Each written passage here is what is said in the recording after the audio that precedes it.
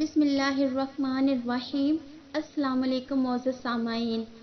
امام حسین کی شہادت کے بعد یزید نے یہ حکم نافذ کروایا کہ اولاد رسول کے نوجوانوں کی لاشوں کو سروں سے کاٹ لو، اور رسول اللہ کی نواسیاں بیٹیاں ان کے خاندان کی عورتوں کو بے پردہ کر کے ان کے نوجوانوں کے کٹے ہوئے سروں کے ساتھ میرے شہر شام لے کے آؤ، میرے دربار لے کے آؤ، تاکہ میں دنیا کو بتاؤں کہ میں نے اس خاندان کے ساتھ کیا کیا۔ ان کے جوانوں کو مار دیا، ان کی عورتوں کو بے عزت کر دیا، پس آل رسول کو قید کر دیا گیا۔ کٹے ہوئے سروں کے ساتھ رسول اللہ کی نواسیاں بازاروں اور بدنام گلیوں سے گزر گزر کے جب شام تک پہنچے تو یزید نے یہ پیغام بھجوایا کہ رسول اللہ کے خاندان کو شہر سے باہر ٹھہراؤ، پہلے میں اپنا شہر شام سجا لوں۔ تاریخ میں ہے کہ یزید نے تمام لوگوں کو یہ حکم دیا کہ جیسے عید کے دن نئے کپڑے پہنتے ہو ویسے نئے کپڑے پہنو، شہر کی گلی گلی اور چوراہوں کو سجاؤ، اور سب سے کہا اپنی چھتوں پہ چڑھ جاؤ، اور جب اولاد رسول اولاد علی شام میں داخل ہو تو ان کو پتھر مار کے ان کا استقبال کرو، ان کو بتاؤ کہ ان کی اوقات کیا ہے۔ 3 دن تک رسول اللہ کی بیٹیاں شہر سے باہر غریبوں اور لاوارثوں کی طرح بیٹھی رہیں۔ بس جب شہر پورا سج گیا، لوگ سب تیار ہو گئے تو رسول اللہ کی بیٹیوں کو بلوایا گیا۔ کہیں سے کوئی پتھر مارتا ہے، کہیں سے کوئی گرم پانی پھینکتا ہے، کہیں سے کوئی توہین کرتا ہے، اور تمام الفاظ اللہ کے رسول کے خاندان نے برداشت کیے۔ امام حسین کا سر انور نیزے پر بلند ہو کے قرآن کی تلاوت کرتا رہا۔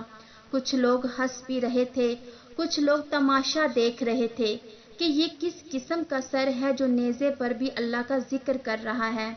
بس جب سے سید زادیاں اور امام سجاد قیدی ہو کے یزید کے دربار پہنچے تو یزید خوشی سے جھوم رہا تھا۔ اتنے میں کسی نے امام حسین کا کٹا ہوا سر یزید کے سامنے پیش کیا۔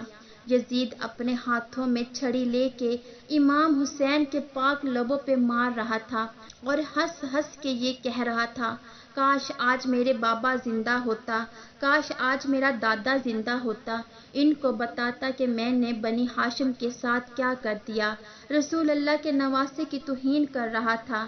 اتنے میں یزید نے یہ سوچا کہ اللہ نے مجھے بڑی عزت دی ہے۔ درباری خطیب سے کہا کہ آؤ ممبر پہ، دنیا کو بتاؤ کہ بنو امیہ اس زمین پر کیا مرتبہ رکھتے ہیں۔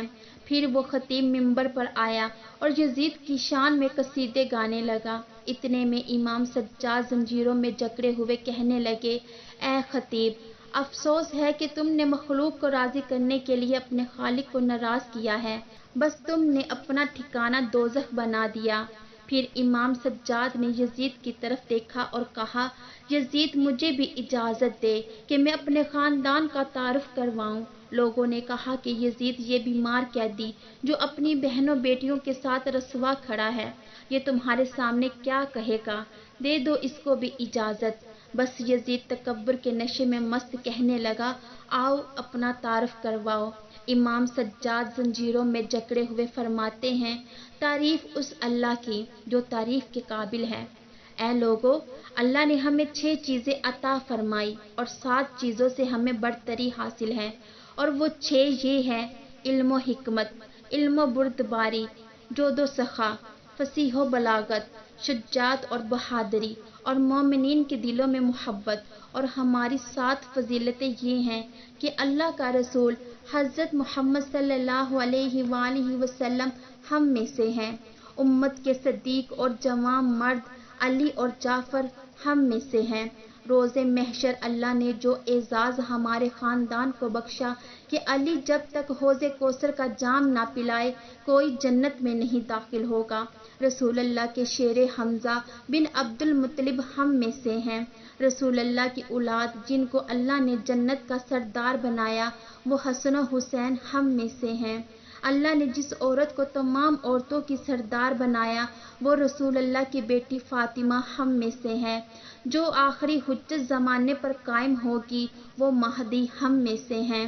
اے لوگو، جو مجھے جانتا ہے وہ جانتا ہے، جو نہیں جانتا اس کو میں اپنا حسب و نسب بتاتا ہوں۔ میں مکہ و مینا کا فرزند ہوں، میں اس کا فرزند ہوں جس نے اپنی ابا سے حجر اسود اٹھایا اور خانہ کعبہ کی دیوار پر لگایا۔ میں اس کا فرزند ہوں جس کو اللہ نے معراج پر بلوایا۔ اے لوگو، میں اس محمد کا فرزند ہوں جس کو اللہ نے تمام نبیوں پہ فضیلت بخشی۔ میں اس نبی کا فرزند ہوں جس پر اللہ اور اس کے فرشتے درود بھیجتے ہیں۔ میں اس کا فرزند ہوں جو وہی خدا کے سوا بولتا نہ تھا۔ ہاں، میں محمد مصطفیٰ کا فرزند ہوں۔ میں علی مرتضیٰ کا فرزند ہوں، وہ علی جس کی وجہ سے کافروں نے کلمہ پڑھا۔ میں اس فاطمہ کا فرزند ہوں کہ جب وہ دروازے پر آتی تو اللہ کے رسول کھڑے ہو کے تعظیم کیا کرتے تھے۔ میں ان کا فرزند ہوں جن کو اللہ کا رسول اپنے کاندھوں پر سوار کر کے دنیا کو بتایا کرتے تھے کہ یہ مجھ سے ہیں اور میں ان سے ہوں۔ میں اجر رسالت کچھ نہیں مانگتا سوائے اس کے کہ میری اولاد سے محبت کرو۔ میں اس کٹے ہوئے سر کا وارث ہوں، میں اس خون میں رنگین کفن کا وارث ہوں۔ میں اس غریب کا بیٹا ہوں جس کو 3 دن بھوکا پیاسا رکھ کے کربلا کی زمین پر قتل کیا گیا۔ میں اس غریب کا بیٹا ہوں جس پر نماز میں حملہ کیا گیا اور اس کا سر کاٹ کے نیزے پہ بلند کیا گیا۔ میں اس غریب کا بیٹا ہوں کہ جس کی لاش پر گھوڑے دوڑائے گئے۔ میں اس رسول اللہ کی بیٹیوں کا وارث ہوں جن کو قیدی بنا کے تمہارے سامنے لایا گیا۔ بس بات جب یہاں تک پہنچی، لوگ رونے لگے، اپنا سر پیٹنے لگے کہ یہ کیا ہو گیا، یہ کیا ظلم ہو گیا۔ یزید نے دیکھا کہ کہیں بغاوت نہ ہو جائے، اس نے اپنے وزیر سے کہا جاؤ اذان دو۔ اتنے میں مؤذن نے اذان دی۔ جیسے ہی اللہ اکبر کی صدا بلند ہوئی، امام سجاد نے کہا اللہ سے بڑھ کر کوئی نہیں۔ اذان دینے والے نے جب اشہد ان لا الہ الا اللہ کہا تو امام سجاد نے کہا بے شک اللہ کے سوا کوئی خدا نہیں اور اسی کی گواہی ہم نے خون سے دی ہے۔ رسول اللہ کی ان نواسیوں نے بے پردہ ہو کر پتھر کھا کھا کر دی ہے۔ اتنے میں اذان دینے والے نے کہا اشہد ان محمد رسول اللہ۔ بس یہ کہنا تھا۔ امام سجاد نے یزید کی طرف دیکھا اور کہا یزید بتا، یہ محمد ہمارا جد ہے یا تمہارا جد ہے؟ یہ محمد اس کٹے ہوئے سر کے لب چومتے تھے، یہ محمد اسی حسین کو اپنے کاندھوں پر سوار کرتے تھے جس کا سر تم نے کاٹا ہے، اور اسی محمد کی بیٹیوں کو تم نے بے پردہ کر کے بازاروں میں پھرایا ہے۔ اسی محمد کا خون میری رگوں میں بہتا ہے، اسی محمد کا خون اس کٹے ہوئے گلے سے آج بھی بہتا ہے۔ بس لوگوں کے ذہنوں میں بغاوت نے جنم لے لیا اور یزید نے کہا جاؤ اس حسین کے بیٹے علی کو قید کر دو اور ان کی عورتوں کو بھی قید خانے میں ڈال دو۔ اور رسول اللہ کے خاندان کو دربار سے لے کر قید خانے کے اندھیرے میں ڈال دیا گیا۔ اس امام سجاد کے خطبے کا یہ اثر ہوا کہ اس دن سے لے کے آج تک ہر نیک انسان یزید ظالم پر لعنت کرتا ہے اور مظلوم حسین سے پیار کرتا ہے۔ سلام ہو بیمار کربلا امام زین العابدین پر۔ معزز سامعین، ویڈیو پسند آنے کی صورت میں ویڈیو کو لائک اور شیئر بھی کریں اور نیچے دیے گئے کمنٹس میں اپنی رائے ضرور دیجیے گا۔ اگر آپ نے ابھی تک ہمارا یوٹیوب چینل سبسکرائب نہیں کیا تو چینل کو سبسکرائب کر کے بیل کے بٹن کو پریس کر لیں۔ جزاک اللہ۔